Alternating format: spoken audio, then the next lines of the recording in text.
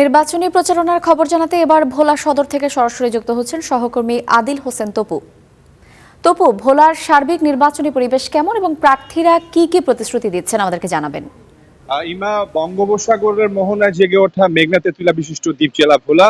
এই জেলার 7টি উপজেলার 4টি আসনে এবছর এবার প্রায় 24 জন প্রার্থী নির্বাচনে অংশগ্রহণ করছেন। প্রচারণার শেষ দিকে এসে কিন্তু জমজমাট প্রচারণা চালাচ্ছেন প্রার্থীরা। সকাল থেকে দুপুর থেকে শুরু করে রাত পর্যন্ত তারা উঠান সভা, গণসংযোগ শুরু করে নানা ধরনের বিভিন্নভাবে ডিজিটাল প্রচারণার মাধ্যমে তারা কিন্তু ভোটারদের মন জয় করার চেষ্টা করছেন। ভোলার 4টি আসনের মধ্যে অন্যতম হচ্ছে ভোলা সদর আসন।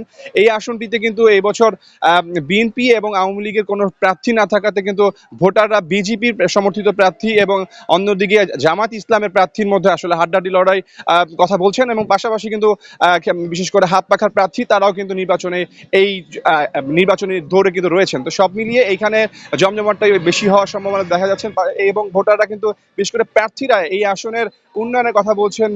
ভোলার মানুষ দীর্ঘদিন ধরে কিন্তু তারা ভোলার 5 থেকে 6টি দাবি নিয়ে তারা ভোটাররা এবং নাগরিকরা তারা বলে আসছিলেন। বিশেষ করে ভোলা বরিশাল সেতু, মেডিকেল কলেজ, শিক্ষার ক্ষেত্রে বিশ্ববিদ্যালয়, কৃষির উন্নয়ন, ঘরে ঘরে গ্যাস সংযোগ সহ এরকম নানা বিষয়ের দাবি জানিয়ে আসছে, এবং সেগুলোকে অগ্রাধিকার দিয়েই কিন্তু প্রার্থীরা তারা ভোটারদের মন জয় করার চেষ্টা করছেন। অন্যদিকে ভোলা 2 আসনেও কিন্তু গ্যাস সমৃদ্ধ জেলা এবং মেঘনা অবিষ্ট জেলা, সেখানে মেজর হাফিজ এবং জামাত ইসলামের প্রার্থী মাওলানা ফজলুর রহমান, তার মধ্যে কিন্তু জমজমাট লড়াই হওয়ার সম্ভাবনা রয়েছে। এছাড়াও ভোলা 3-এ রয়েছেন মেজর হাফিজ এবং তার সঙ্গে এডিপির প্রার্থী, তার মধ্যে কিন্তু ভোট যুদ্ধ হবেন। এছাড়াও চরপেশন মনপুরে রয়েছেন বিএনপির প্রার্থী যিনি হচ্ছেন নুর ইসলাম নয়ন, যিনি বাংলাদেশ জাতীয়বাদী যুবদল সঙ্গে হাত পাকা বিশেষ করে জামাত ইসলামের হাড্ডাহাড্ডি।